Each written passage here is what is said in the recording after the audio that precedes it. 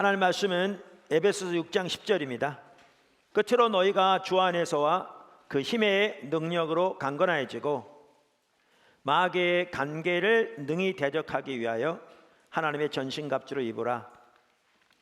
우리의 씨름은 혈과 육을 상대하는 것이 아니요 통치자들과 권세들과 이 어둠의 세상 주관자들과 하늘에 있는 악의 영들을 상대함이라.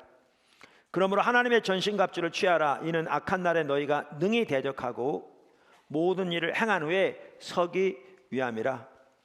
그런즉 서서 진리로 너희 허리띠를 띠고 의의 호심경을 붙이고 평안의 복음이 준비한 것으로 신을 신고 모든 것 위에 믿음의 방패를 가지고 이로써 능히 악한 자의 모든 불화살을 소멸하고 구원의 투구와 성령의 검 곧 하나님의 말씀을 가지라.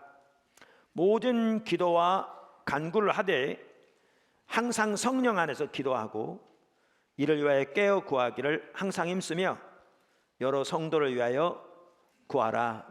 아멘. 우리가 주일 낮에 하나님 나라에 대해서 거의 마지막 부분을 살펴보고 있습니다. 자, 그러면서 하나님 나라의 한 부분인 하나님 나라 영적 전쟁에 대해 살펴보는데 그러면서 오늘은 지난주에 이어서 우리가 입어야 할 하나님의 전신갑주에 대해서 살펴보기 원합니다.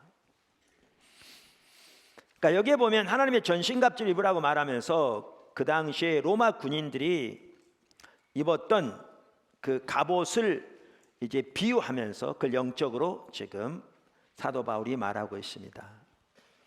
그러니까 이걸 보면 우리가 먼저 모든 성도는 하나님의 군대인 걸 볼 수 있습니다.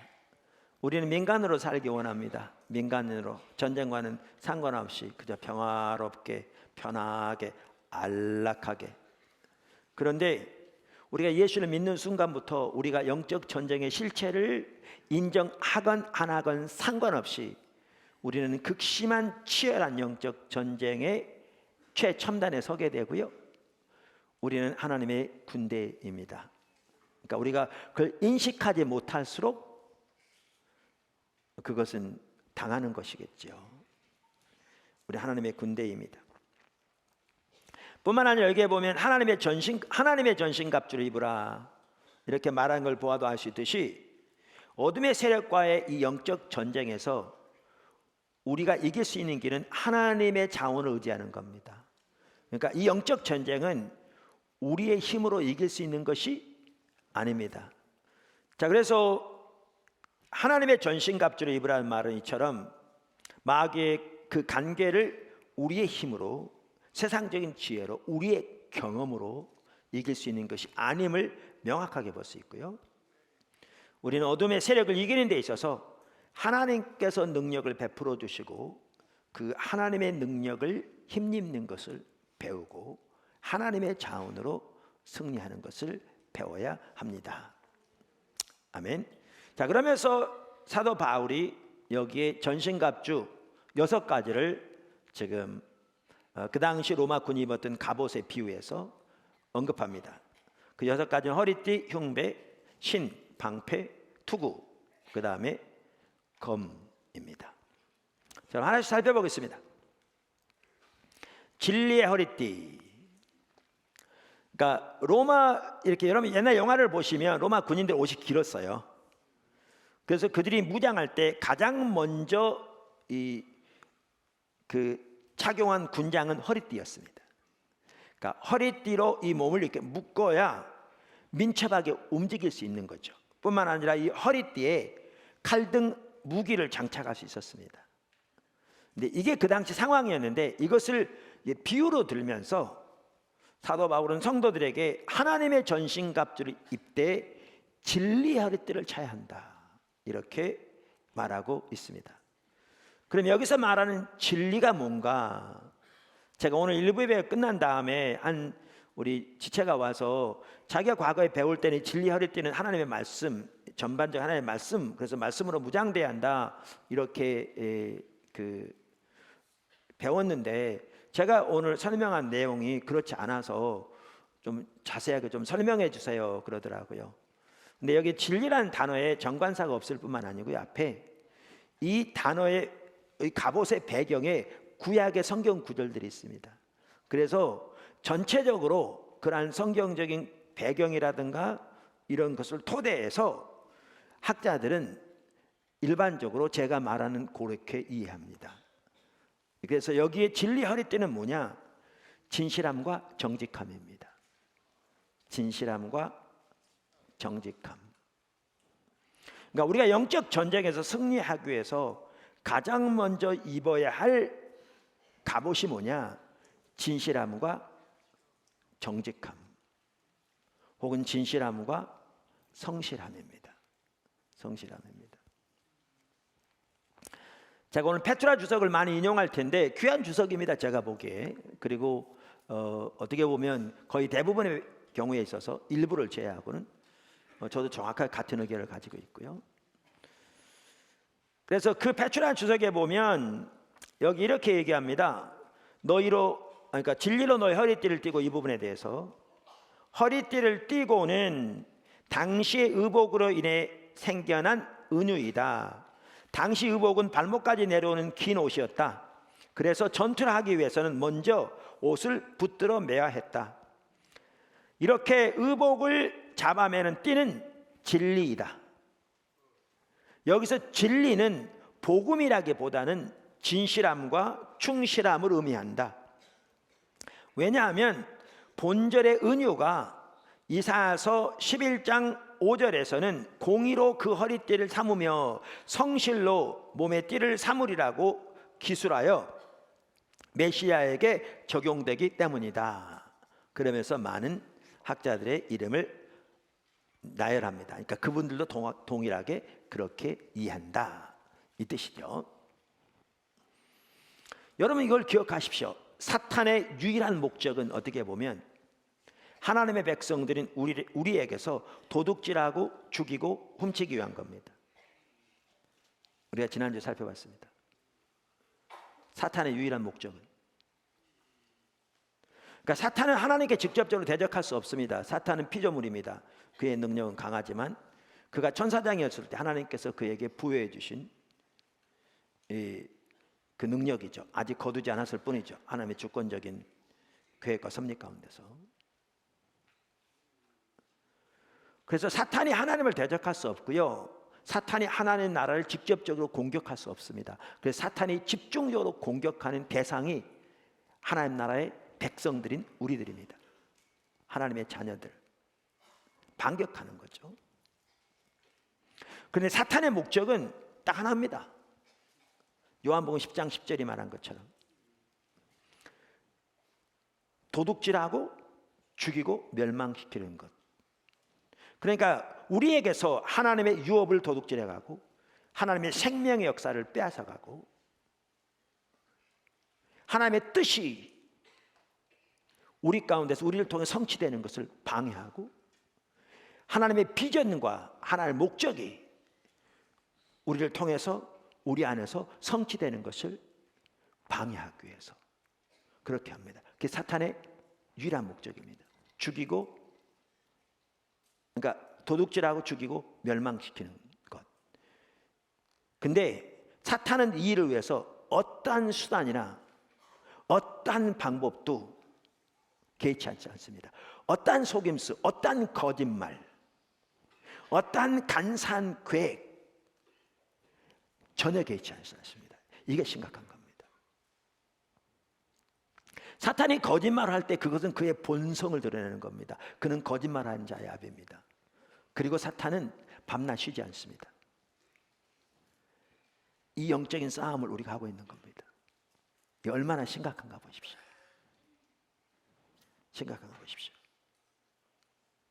이러한 상황에서 이 영적 전쟁에서 승리하려면 진실함과 정직함으로 허리띠를 띠어야 합니다. 다시 말하면 사탄이 사용하는 방법을 그대로 사용하면서 사탄과의 전쟁에서 절대로 승리할 수 없습니다.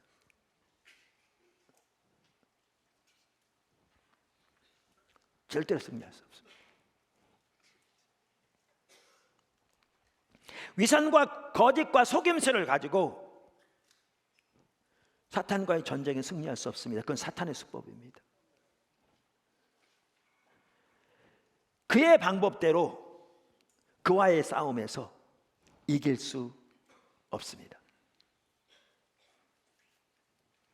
그래서 우리에게 하나님의 전신갑주를 입으라고 말하면서 제일 먼저 제시한 것이 진실함과 정직함 혹은 진실함과 성실함입니다.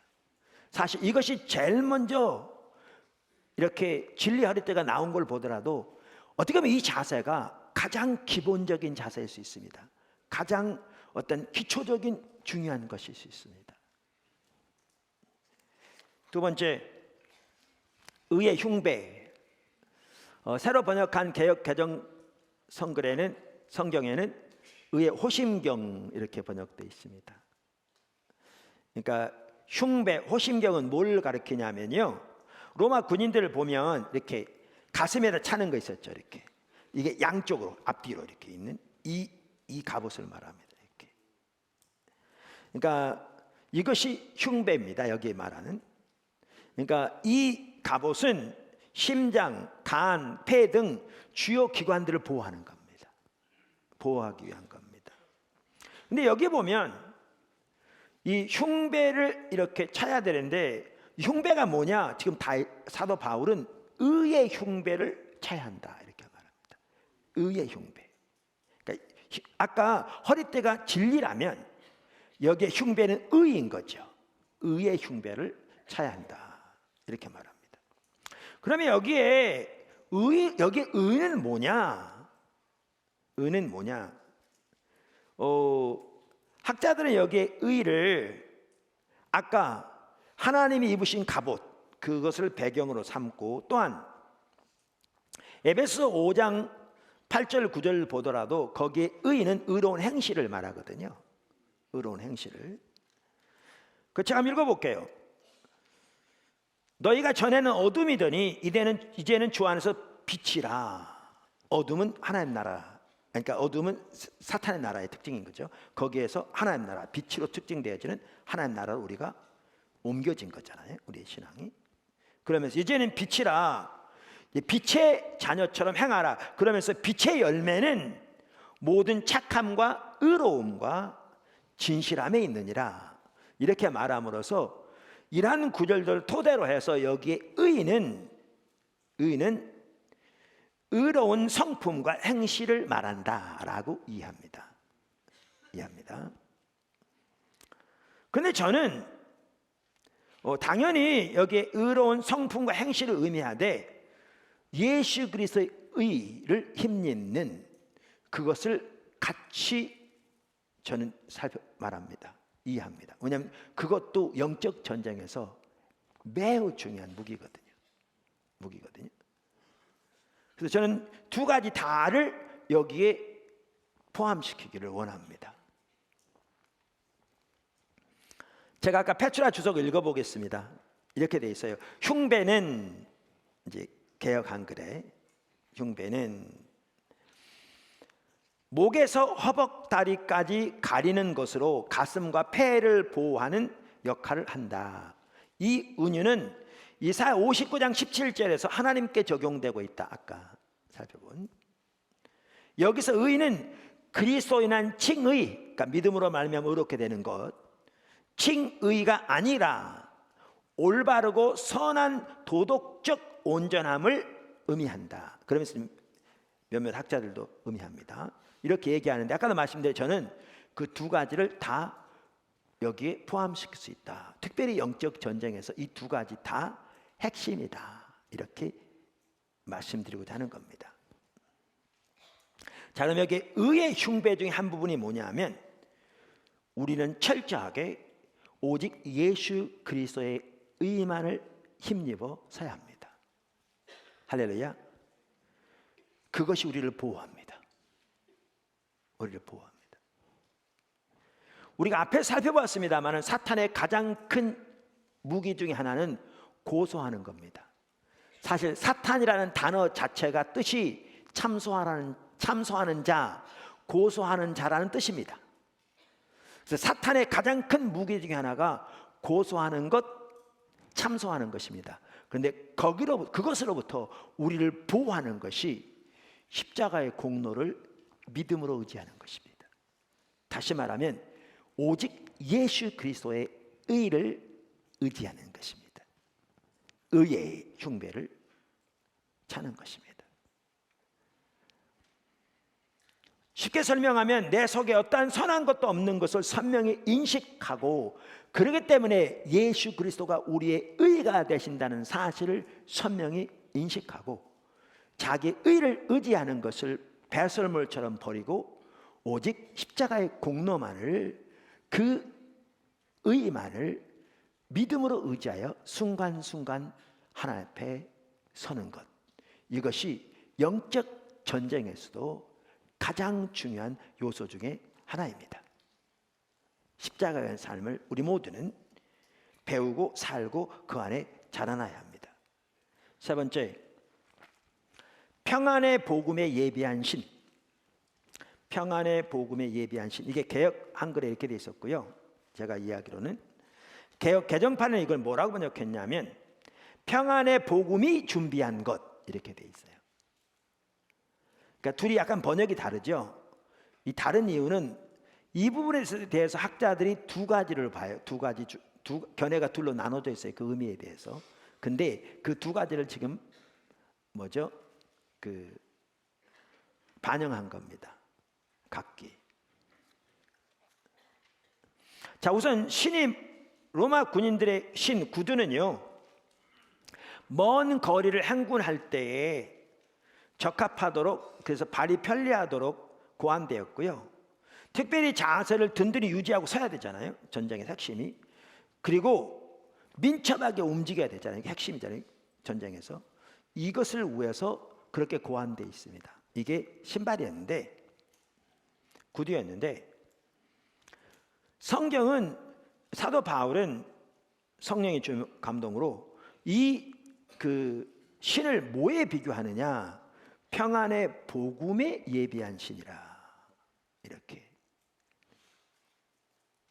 말하고 있습니다. 말씀드린 대로 이 구절을 이해하는 것이 크게 두 가지입니다. 근데 저는 그 두 가지가 다 포함될 수 있다고 믿습니다. 최소한 이 뜻은 하나일지라도 영적 정죄 둘 다 필요합니다. 핵심입니다. 둘 다.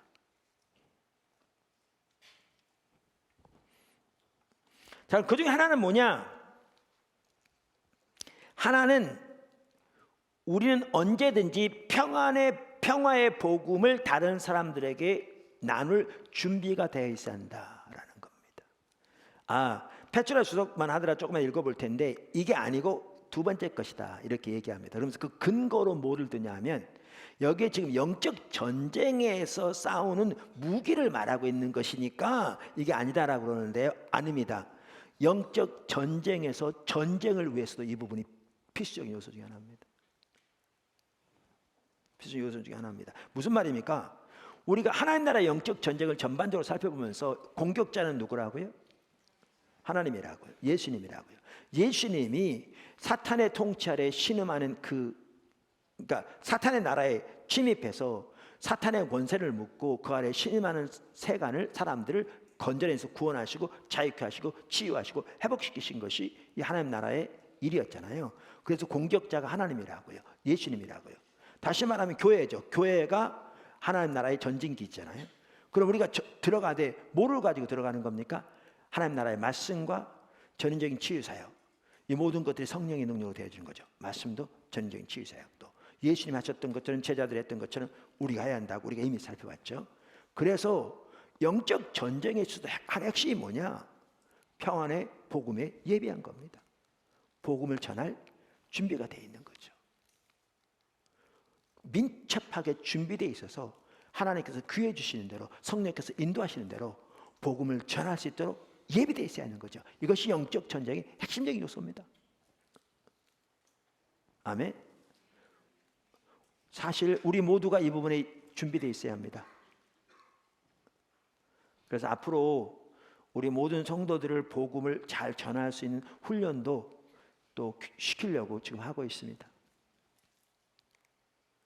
우리가 다 무장되어 있어야 합니다. 이 부분에 민첩하게 복음을 전할 수 있도록 성령께서 움직이실 때 바로바로 복음을 전할 수 있는 준비가 돼 있어야 되죠.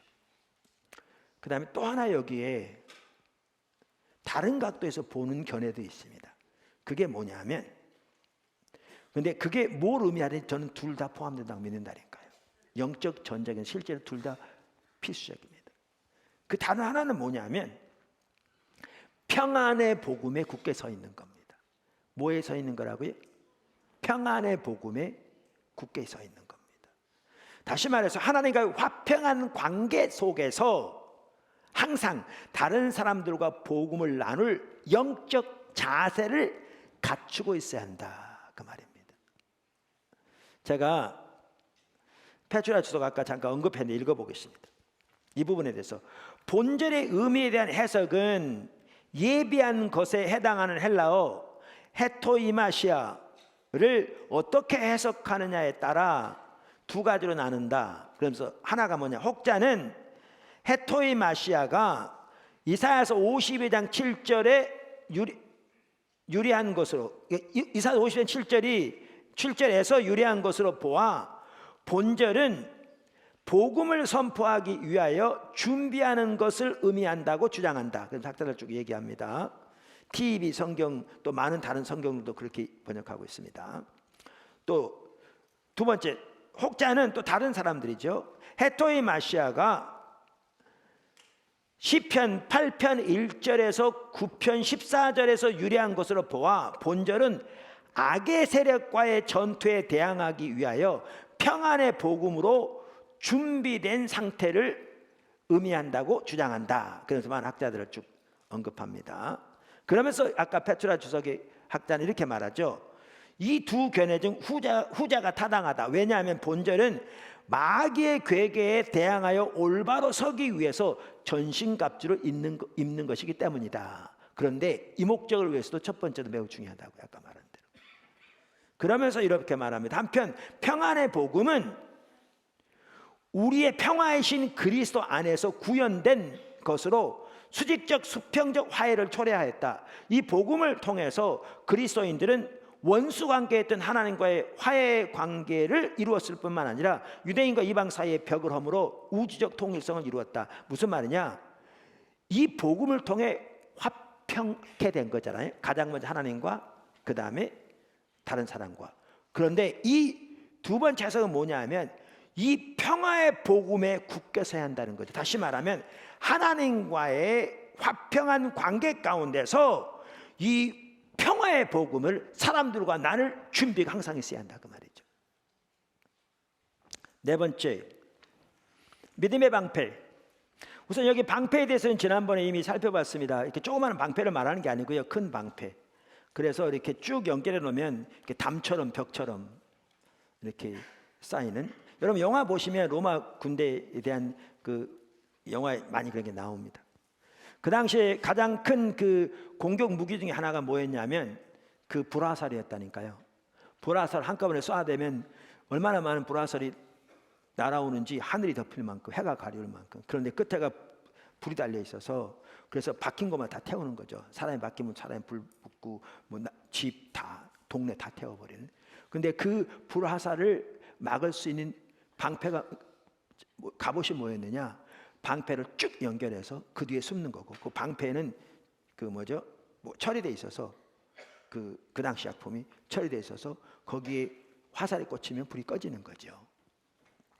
이런 일이 있었는데 사도 바울은 뭐라고 말하냐면 믿음의 방패를 가지라고 말하면서 이 믿음의 방패가 사탄의 불화살로부터 우리를 보호한다, 이렇게 말하는 거죠. 그럼 먼저 사탄의 불화살은 뭘 말합니까? 지난번에 나눴습니다마는 사탄의 불화살은 우선 사탄의 집중적인 공격을 말합니다. 하늘을 덮는 것 같은 집중적인 공격. 그러니까 때로는 핍박이 될 수 있고 대적이 될 수 있고 억압적인 환경도 될 수 있고 말을 통한 공격도 될 수 있는데, 혹은 여러 가지가 복합적으로 다가올 수 있는데 하늘을 덮을 만큼 집중적인 공격이 우리에게 다가올 때가 있습니다. 하나님 나라의 우리가 참여함에 있어서. 근데 이때 그 집중적인 공격에서 우리가 이길 수 있는 무기가 뭐냐? 믿음의 방패인 거죠. 믿음의 방패. 그래서 하나님의 능력과 신실함과 하나님의 사랑과 하나님의 말씀을 신뢰하는 그 믿음. 때로는 지난번에 말씀드린 대로 죽으면 죽으리라는 자세로 하나님만을 의지하고 서는 그 믿음. 그 믿음이 우리를 이기게 합니다. 다섯 번째, 구원의 투구. 투구는요, 머리에 쓰는 거죠. 그러니까 청동이나 합금으로 되어 있어서 도끼로 내리쳐도 쉽게 깨어지지 않았답니다. 그 당시 투구는. 근데 그 투구의 기능은 머리를 보호하기 위한 겁니다. 근데 이런 상황에서 사도 바울이 그러면 하나님의 전신갑주를 입되 그 투구는 뭐에 해당하느냐? 구원의 투구라고 말합니다. 구원의 투구. 그러니까 사단이 집중적으로 공격하는 것 중에 하나가 뭔지 아십니까? 우리 생각입니다. 생각. 이 생각이 치열한 영적 전쟁터입니다. 그러니까 우리가 가치관의 전쟁이라고 살펴봤잖아요. 그래서 가장 큰 전쟁이 가치관의 전쟁인데, 문제는 이 가치관의 전쟁만이 아니라 이 전쟁터가 어디냐? 심각한 전쟁터, 이 사고 생각이라는 거예요. 그래서 사탄이 우리의 생각을 통해서 공격하는 거죠. 반격하는 거죠. 두려움, 의심, 부정적인 생각, 불신, 우울증, 정신적 혼란 등등. 여러분, 호르몬 작용으로 우울증이 올 수도 있지만요, 영적인 공격도 있습니다. 근데 이때 우리가 구원의 투구를 써야 되는데, 이 생각을 보호하기 위해서 그 투구가 뭐냐? 구원의 투구입니다. 제가 이 구원이 모르면 문자가 늘 구원 의미예요. 제가 그래서 밧줄에서 읽어볼게요. 먼저 여기 투구는 다른 곳에서 구원의 소망으로 나타나나. 데살로니가서 5장 8절, 본절에서의 투구는 이미 실현된 구원을 가리킨다. 이미 실현된 구원을 가리킨다. 그러면서 학자들 여기 나열하고 있습니다. 왜냐하면 에베소 교인들이 이미 구원을 얻은 것으로 나타나기 때문이다. 하나님께서 예수 그리스도 안에서 주신 구원은 악한 세력과의 전투에서 그리스도인들을 보호하는 전신갑주 중 하나다. 자, 그럼 여기 보면 구원받은 성도들에게 구원의 투구를 쓰라 그랬잖아요. 그렇죠? 구원의 투구인데 이미 구원받은 성도들에게 구원의 투구를 쓰라, 그 말은 뭐예요? 구원의 확신을 가지라는 거죠. 그 구원의 토대에 서라, 그 말이에요. 아멘? 이미 하나님께서 우리에게 주신 이 구원의 이 토대 위에 서라, 그 얘기죠. 그래서 여기에 중요한 게 뭐냐면, 제가 얼마 전에 그 설교한 우리 인생의 가장 중요한 두 가지 지식, 하나님이 누구인가, 하나님의 내가 누구인가. 특별히 그걸 좀 더 세분하면, 그래서 예수님의 십자가 부활을 통해 하나님이 어떤 일을 이루셨는가, 그리고 그 결과로 어떤 사람이 되었는가. 그러니까 우리에게 주신 구원이 얼마나 위대하고, 하나님이 우리 사랑하신 하나님의 사랑이 얼마나 크고 놀라우며, 우리가 하나님에서 얼마나 존귀한 존재이며, 우리를 하나님이 얼마나 우리의 큰 권세를 주시고 위대한 하나님의 일로 우리를 부르셨는가를 단순히 지적으로 뿐만 아니라 영적으로 아는 것, 하나님의 말씀에 토대해서, 이게 우리의 삶 전체에서 뿐만 아니라 영적 전쟁에서 이게 핵심적입니다. 이게 구원의 투구입니다. 여섯 번째, 성령의 검. 여기에 이제 검은요, 그 당시 로마 이 군인들이 사용하던 검인데, 큰 장검 말고 30cm나 40cm 되면 이 작은 검이에요. 여기 뭐죠? 그 허리띠에 메고 있다가 특별히 육탄전에서 신속하게 적을 찌르기 위한 그 무기가 이 검이었어요. 근데 그러니까 이 무기는 방어용 무기일 뿐만 공격용 무기이기도 해요. 여기 보면. 그런데 이렇게 이 칼을 썼는데, 사도 바울은 이걸 뭐에 이걸 비유해서, 그러면 검을 어떻게 말하냐면, 영적인 하나님의 전신갑주로서 성령의 검, 곧 하나님의 말씀이라 이렇게 말하는 거예요. 그러니까 여기 하나님의 말씀이에요. 하나님의 말씀이란 단어의 말씀이란 단어는요, 레마라는 단어예요. 레마라는 단어입니다. 여기. 그러니까 하나님의 입에서부터 나오는 말씀이에요. 그 다음에 이게 성령의 검이라고 나와요. 다시 말하면 성령께서 주시고 성령께서 성령에 의해 사용되는 검을 말하는 거죠. 그러니까 성령이 주시거나 성령에 의해서 사용되는 하나님의 입으로부터 나오는 말씀이 지금 여기에 검이에요. 검이에요. 그러면 여기에 검이 뭘 말하겠느냐라는 거죠. 구체적으로 뭘 말하겠느냐?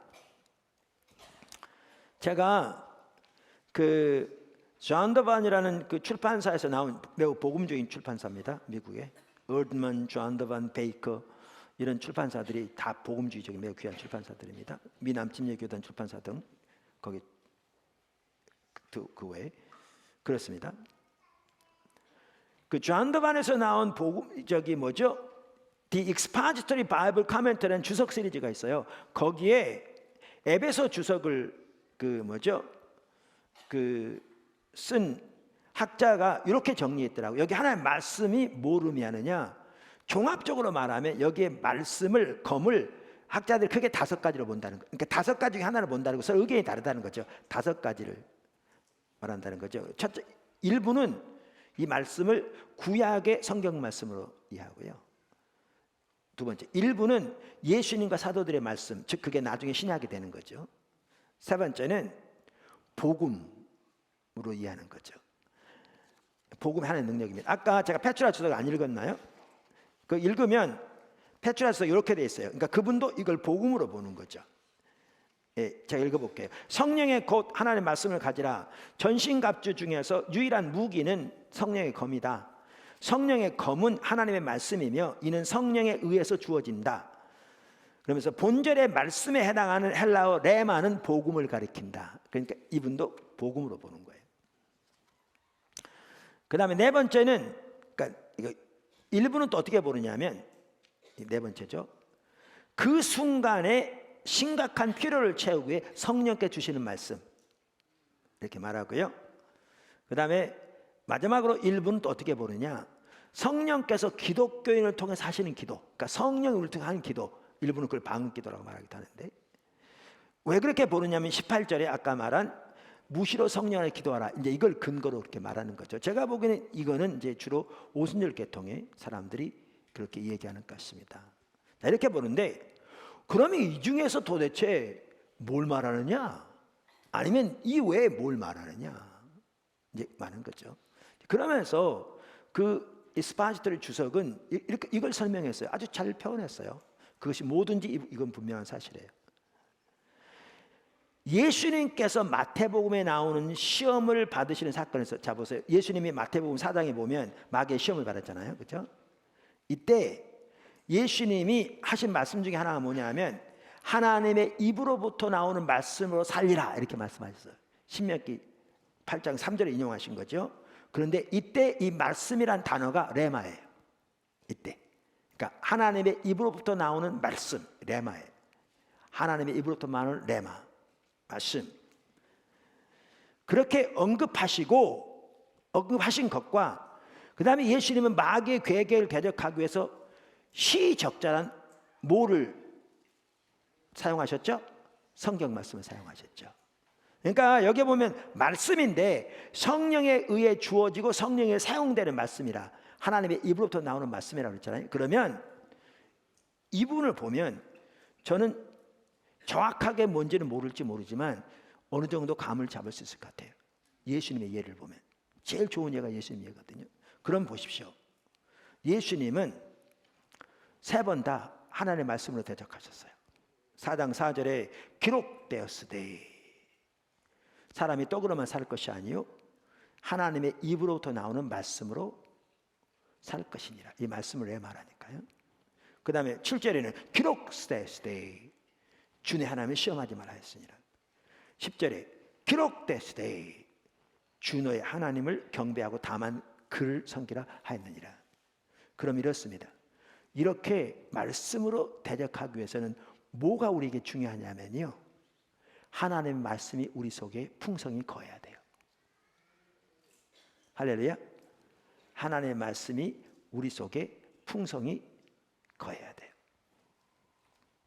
그러니까 우리가 이미 살펴본 대로 요한일서 2장 4절에 보면 우리의 받은 구원을 설명하면서 특별히 젊은이들, 이 말은 모든 성도를 다 포함하긴 하죠. 내게 저들이 악한 자를 이겼다 그랬는데 어떻게 이겼느냐?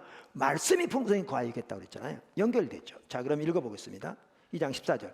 아이들아, 내가 너에게 쓴 것은 너희가 아버지를 알았으며, 아비들아, 내가 너에게 쓴 것은 너희가 태초부터 계신 줄을 알았으며, 청년들아, 내가 너에게 쓴 것은 너희가 강하고 하나님의 말씀이 너희 안에 거하시며 너희가 흉악한 자를 이기었습니다. 자, 그러면 보십시오. 중요한 여기 한 가지가 뭐냐면요, 하나님의 말씀이 우리 안에 거해야 합니다. 풍성히. 아멘.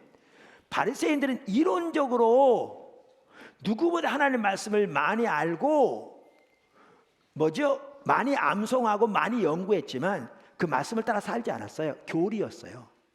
심지어 어떤 분은 그러잖아요. 요즘 조직 신학자 중에 성경 한 번도 안 읽은 사람들이 없지 않다고. 신학자들 책만 읽었지. 교리를 정리하는 거와 말씀을 통해 하나님의 길을 깨닫고 그 길에 삶을 조정해 삶을 드리는 완전히 다릅니다. 예수님은 하나님의 말씀이 자신의 생명이었어요.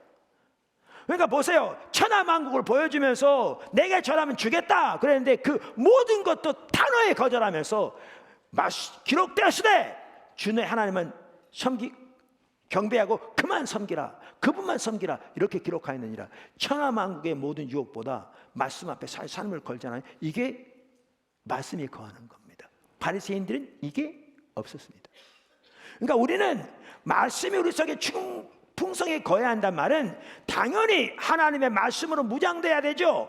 성경에 나온 하나님의 길로 무장돼야지 돼. 그 말씀의 그 길에 우리의 삶이 조정되어 따라가는 걸 말하는 거죠. 이 말씀이 우리 속에 거해야 돼요. 거할 때 성령께서 그때그때 인도하셔서 그 말씀의 가치관, 그 말씀을 가지고 어둠의 세력의 대적을 이기시는 거죠. 물리치는 거죠. 이게 성령의 검입니다. 이게 성령의 검입니다. 할렐루야.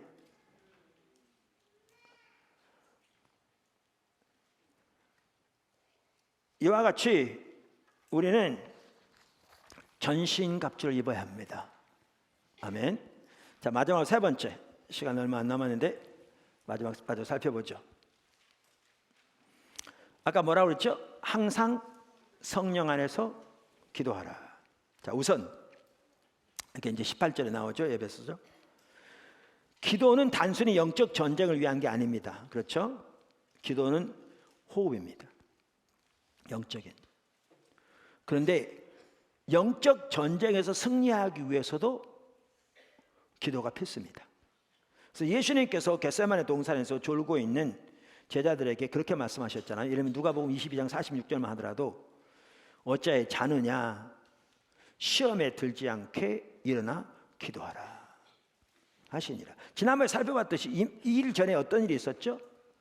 사탄이 너희들을 밀가부르듯 하려고 요청하였으나, 그러니까 이 밀가부르듯 한다, 이게 시프트, 영어로 작은 쉽다 그 말이죠.